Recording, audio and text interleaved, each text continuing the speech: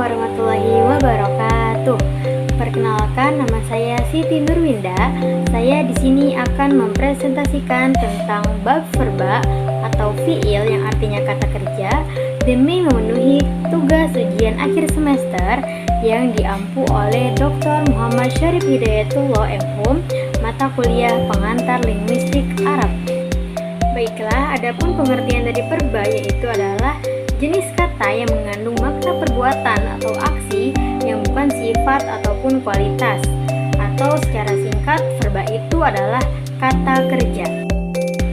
Nah, adapun berdasarkan bentuknya, verba itu terbagi menjadi dua. Yang pertama itu ada verba asal yang biasa kita sebut sebagai fi'il madi.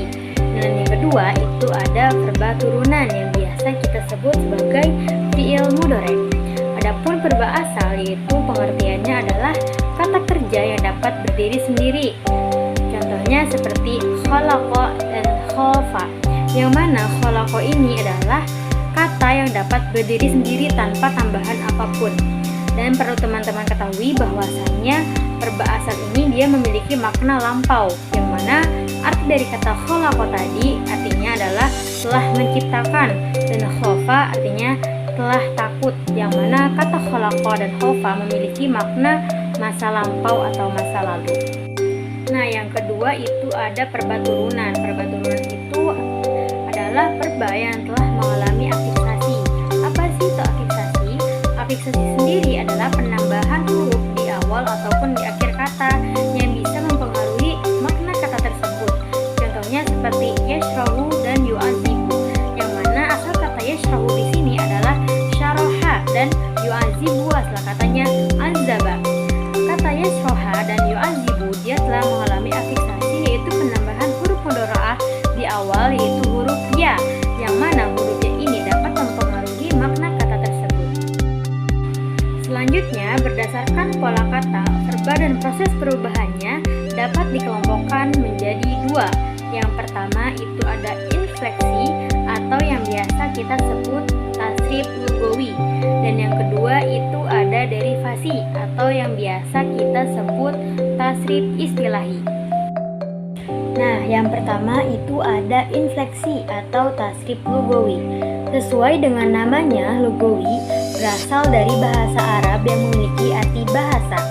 Nah, maka dari itu tasrif lugawi bisa diartikan sebagai proses perubahan bahasa dalam bahasa Arab sesuai dengan kegunaan sehari-hari, atau bisa diartikan pula tasrif lugawi yaitu suatu proses pembentukan kata karena unsur gramatikalnya yang terletak pada perubahan-perubahan subjek kata, sehingga secara otomatis akan mengubah makna masing-masing kata yang akan dibentuk.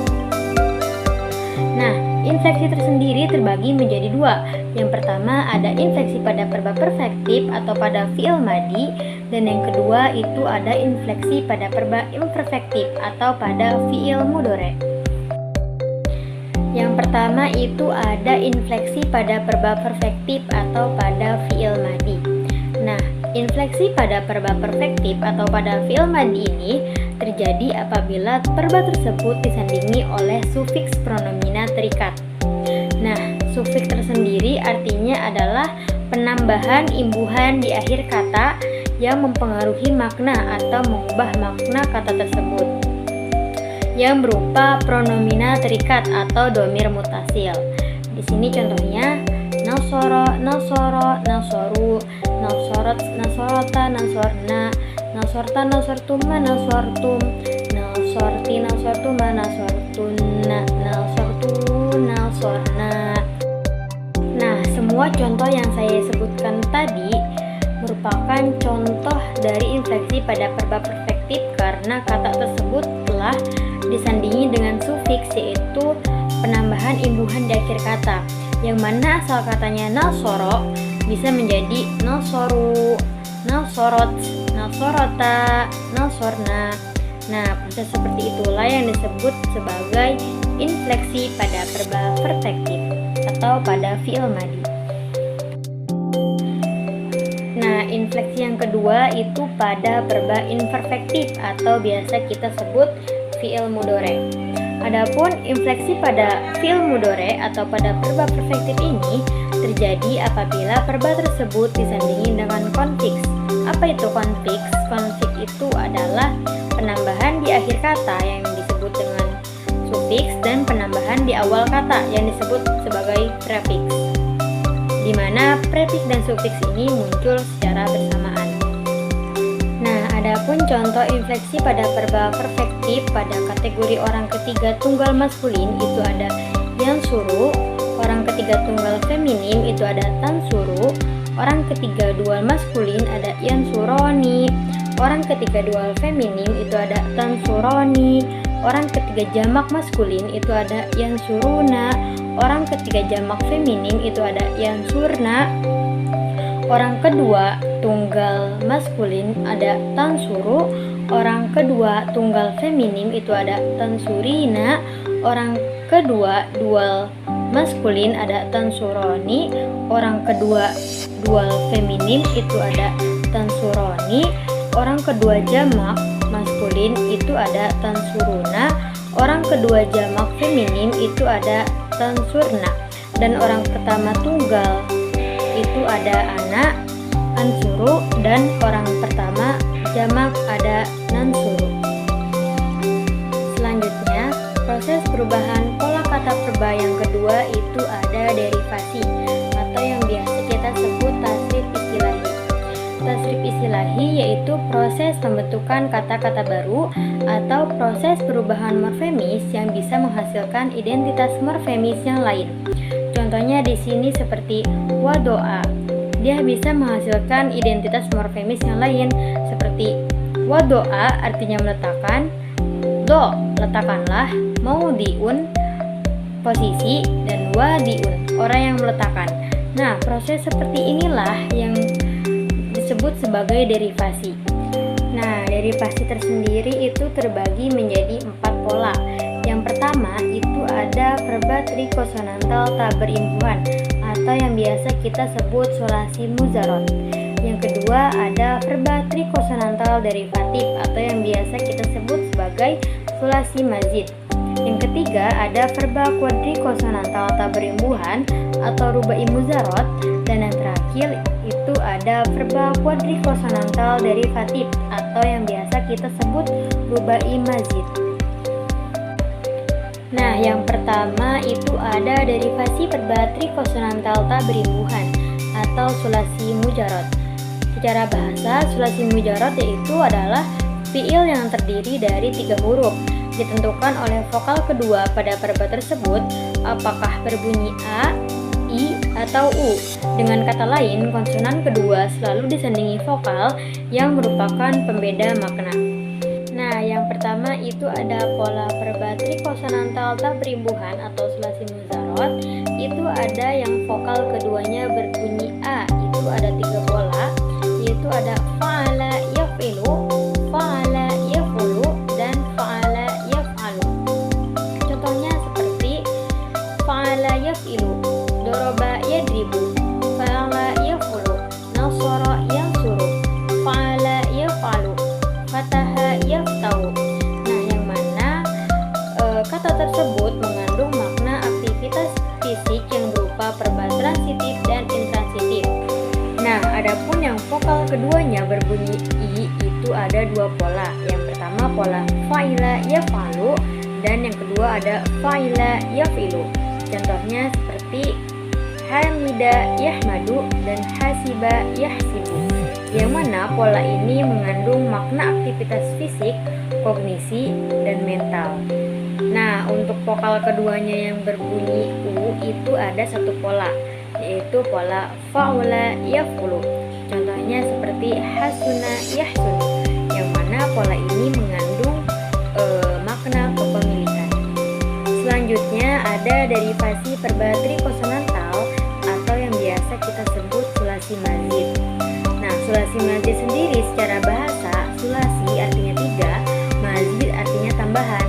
Jadi, sulasi mazid itu adalah fiil yang terdiri dari 3 huruf lebih, mau 4, 5, atau 6, dan ditentukan oleh afiks yang menyandangi verbanya, juga modifikasi internal pada verba yang menyebabkan perubahan pada verba tersebut. Nah, Untuk fiil dari pola derivasi perbateri konsonantal yang ketambahan satu huruf itu dinamakan quadriliteral. Jika ketambahan dua huruf itu dinamakan pentaliteral. Dan jika ketambahan tiga huruf itu dinamakan heksaliteral. Yang mana quadriliteral ini dinamakan atau biasa kita sebut sebagai fiil rubai, dan pentaliteral biasa kita sebut fiil humasi. Sedangkan heksaliteral itu biasa kita sebut fiil sudasi. Nah, adapun pola derivasi perbateri konsonantal yang ketambahan satu huruf atau yang tadi kita sebut quadriliteral atau yang biasa juga kita sebut sebagai fiil rubai itu ada tiga pola. Nah, adapun pola yang pertama itu ada fa'ala yufailu, bermakna intensitas. Contohnya seperti farroha yufarrihu. Pola yang kedua itu ada fa'ala yufailu, bermakna resiprokal. Contohnya seperti qatala yuqatilu, yang mana resiprokal ini bisa bermakna saling. Nah, contoh dari sini itu ada qatala yuqatilu, yang mana maksud dari qatala yuqatilu di sini adalah saling membunuh. Selanjutnya itu ada af'ala yuf'ilu, bermakna transitif dan sayrurah. Contohnya seperti akrama yukrimu, karena di sini bermakna sayrurah yang artinya saling mulia.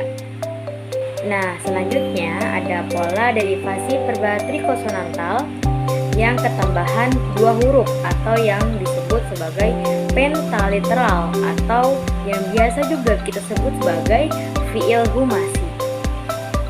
Itu memiliki 5 pola. Yang pertama ada pola tafa'ala yatafa'alu, bermakna resiprokal, intransitif, dan efektif. Contohnya tahadasa yatahadasu. Dan pola yang kedua itu ada tafa'ala yatafa'alu, bermakna efektif dan refleksif. Contohnya takassara yatakassaru. Pola yang ketiga itu ada ifta'ala yafta'ilu, bermakna efektif atau membuat kualitas. Contohnya seperti istama'a yaztami'u.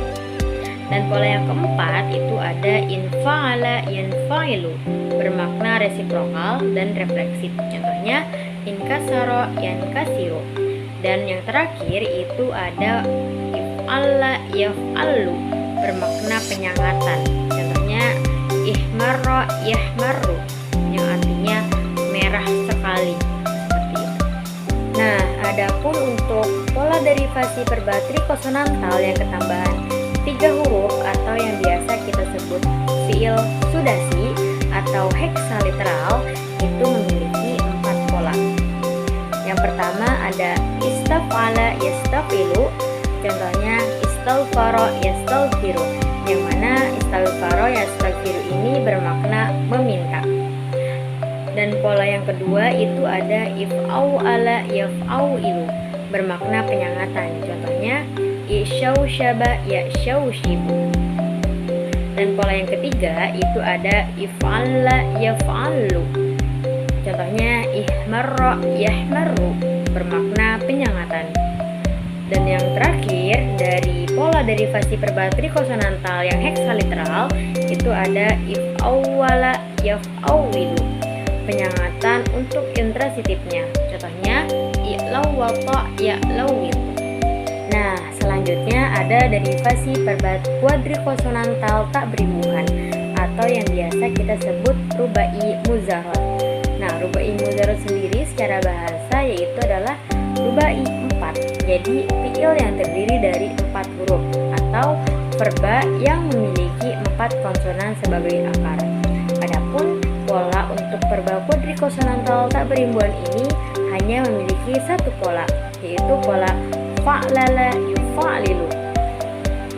Dan pola ini bermakna aktivitas. Contohnya seperti tarjama yutarjimu, hamdala yuhamdilu, waswasa yuwaswisu.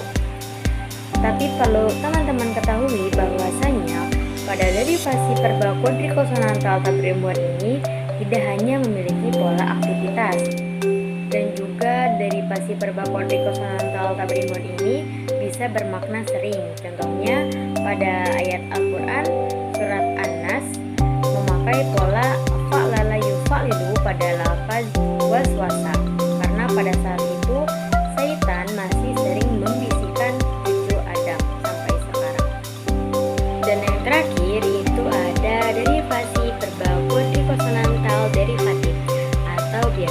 disebut rubai mazid. Secara bahasa, rubai mazid itu adalah fiil yang terdiri dari 4 huruf akan tetapi ketambahan 1, 2, dan 3 huruf. Atau bisa diartikan juga rubai mazid yaitu verba yang memiliki 4 konsonan sebagai akar dengan tambahan afiks yang menentukan makna verba tersebut. Nah, untuk polanya tersendiri itu terbagi menjadi 2. Ada yang ketambahan 2 huruf atau pentaliteral atau fiil humasi, itu ada wazan tafa'lala yatafa'lalu. Contohnya seperti tajawroba yatajawrobu, bermakna efektif.